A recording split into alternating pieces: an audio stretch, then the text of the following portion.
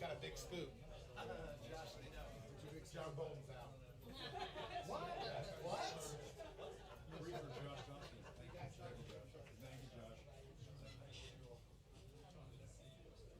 The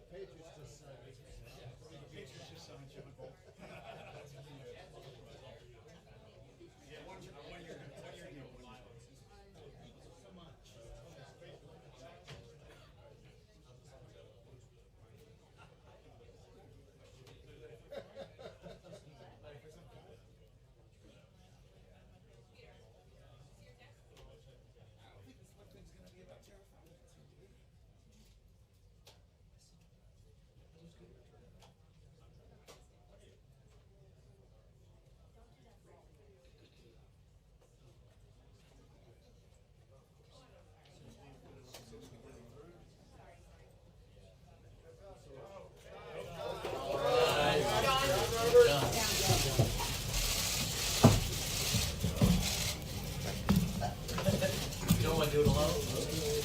Hello, everybody. So Secretary Pompeo and I are here today to talk about the President's new executive order, and after that, we'd be happy to take a few questions. So today, the President signed a new executive order which underscores his decisive leadership in fighting global terrorism. This administration has intensified our counterterrorism sanctions effort. We've designated more than 230 individuals and entities in 2018, the most designation of any year in the last 15 years. The new executive order, modernizing sanctions to combat terrorism, which was signed today, greatly enhances our ability to identify, sanction, and deter perpetrators of terrorism worldwide. Among other provisions, the EO allows the U.S. government to better target terrorist group leaders, provides new tools to pursue individuals who participate in terrorist training, authorizes secondary sanctions on foreign financial institutions that have knowingly conducted or facilitated significant financial transactions with sanctioned persons, and targets those actors on behalf of specially designated global terrorists. Utilizing this new executive order, today Treasury sanctioned over 24 individuals and entities from 11 terrorist groups. Specifically, we have leaders, operatives, and financiers from over 11 terror organizations, including Iran's Quds forces, Hamas, ISIS, Al-Qaeda, and their affiliates. The government has taken more action than we ever have before. The U.S. Treasury is enhancing our efforts to deny terrorists access to the U.S. financial system. We will continue to make sure that the security of the United States and to protect innocent people from becoming victims of terrorist attacks.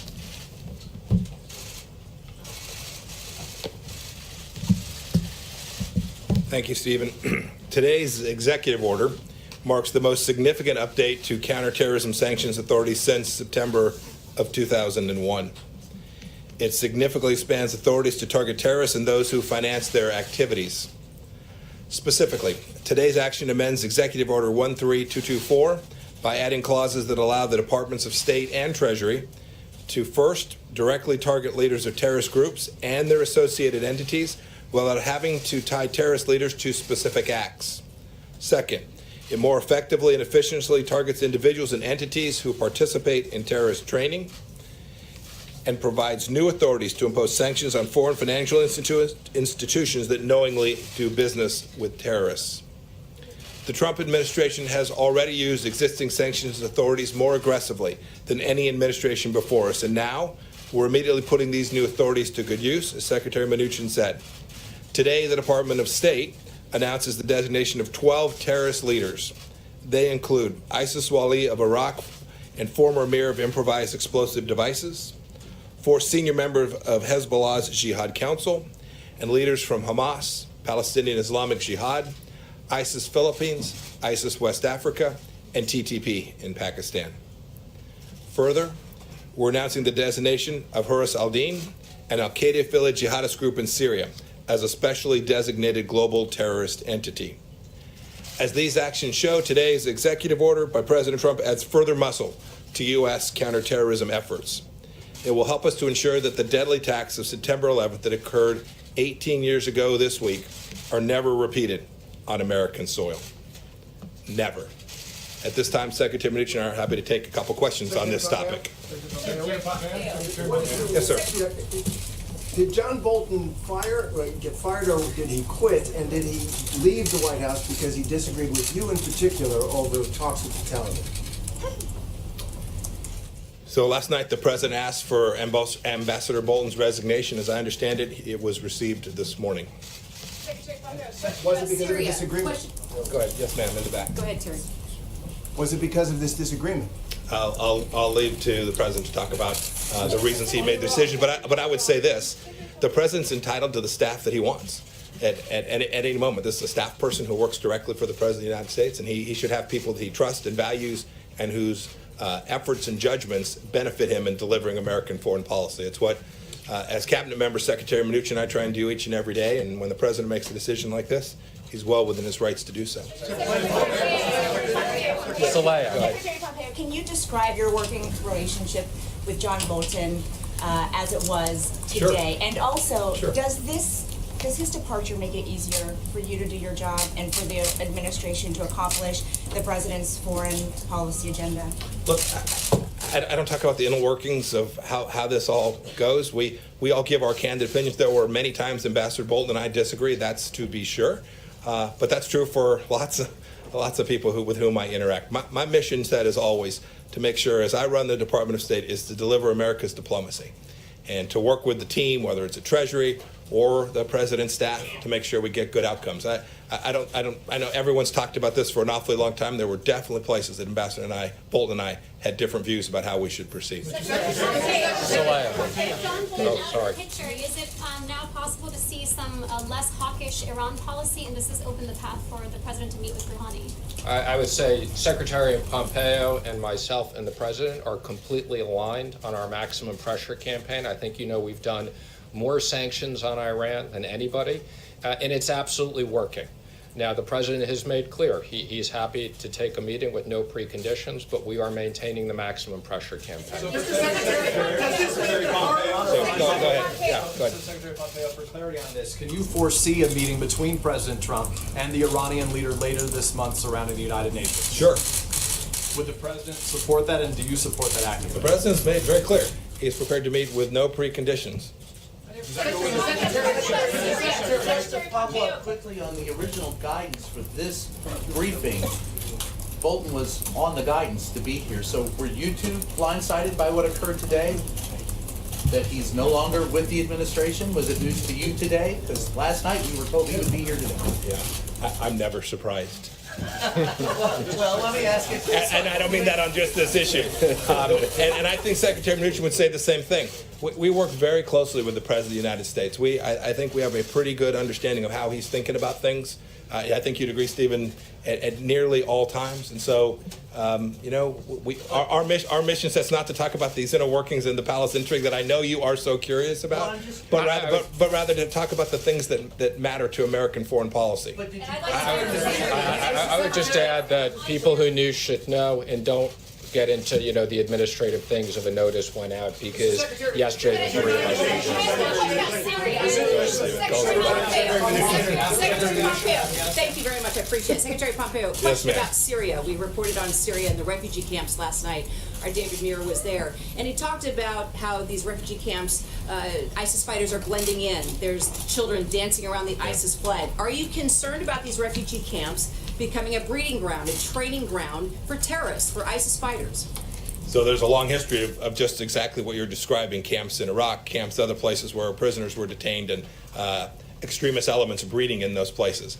But we've been working diligently on this. We have conducted enormous operations against ISIS even after the fall of the caliphate, as recently as the last handful of days. We are very focused on this. The success that we had moving down the Euphrates River Valley that our Department of Defense led with the SDF forces was truly remarkable. We will not take our eye off the ball, ensuring that whether it's ISIS or other radical Islamic extremist groups continue to be under pressure from the United States of America. And that would, just to close it out, and that would include in these camps that you're referring to. Yes, go ahead. The White House says that National Security Advisor Bolton's foreign policy was not aligned with the president's philosophy. How was it out of alignment? Well, I'll leave that to the White House to talk about. Other than to say, I think President Trump, I watched his campaign. I've now worked with him first as CIA director and now as Secretary of State. Someone asked, would the policy be different absent any individual being here? These have been the president's policies. We give him our best wisdom. We share with him our understanding. When I was intelligence director, we did our best to make sure he had the facts and data available so he could make good decisions. But I don't think any leader around the world should make any assumption that because some one of us departs, that President Trump's foreign policy will change in a material way. But I would just, the one thing I would just say, follow up, because the president's been very clear on this. The president's view of the Iraq war and Ambassador Bolton's was very different. The president's made that clear. Yeah, go ahead. Sure, way in the back. Yes, ma'am. Thank you so much, Mr. Secretary. Are you still planning to impose tariffs on Mexico if they don't continue with the immigration plan?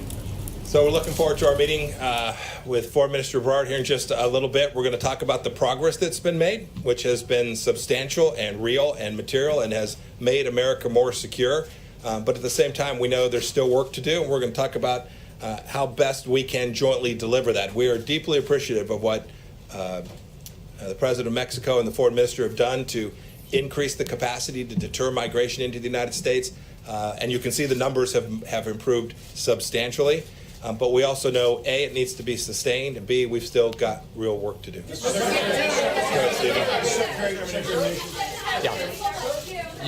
Can I? Yes. On Venezuela, we know that Ambassador Bolton was trying to keep up the pressure in Venezuela in the picture, and we know that Ambassador Bolton and President Trump disagree on many things regarding to Venezuela. What can we expect now with the departure of Ambassador Bolton? I think, the Treasury Department and the State Department have been incredibly active on sanctions. Everything we do is in consultation with the State Department. Again, we have a massive sanctions program that's working.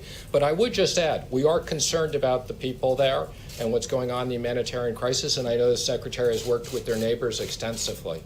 Is this national security team a mess? Absolutely not. That's the most ridiculous question I've ever heard of. We've had three national security advisors in 3 years. Let me just say, the national security team, which is what you asked, consists of the national security advisor, the Secretary of Defense, the Secretary of State, myself, the Chief of Staff, and many others. Can you disagree with the president? Of course. Yeah. I'm sorry. I'm sorry. It says, well, we'll take one more. Yes, ma'am, in the red. Yes. Sir, there were reports this week that the CIA had to pull a top Russian asset out because of concerns that his identity could be exposed. Under which administration was this source burned, and is there currently an investigation into how his identity got leaked to the media? Yeah, I've seen that reporting. The reporting is materially inaccurate. And you should know, as the former CIA director, I don't talk about things like this very often. It is only the occasions when there's something that I think puts people at risk, or the reporting is so egregious as to create enormous risk to the United States of America, that I even comment in the way that I just did. And I won't say anything more about it. I know the CIA put out a statement. Suffice to say that the reporting there is factually wrong. Thank you, everybody. Congratulations, General Assembly.